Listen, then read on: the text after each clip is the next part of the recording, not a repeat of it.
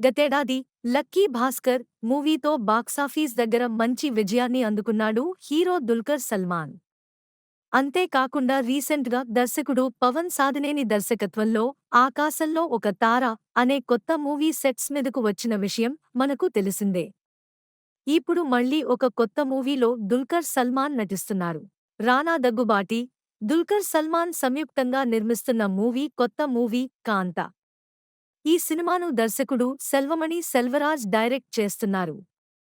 Pan India మూవీగా రానున్న ఈ సినిమాలో అందాల భామ భాగ్యశ్రీ బోర్సే హీరోయిన్గా నటిస్తోంది.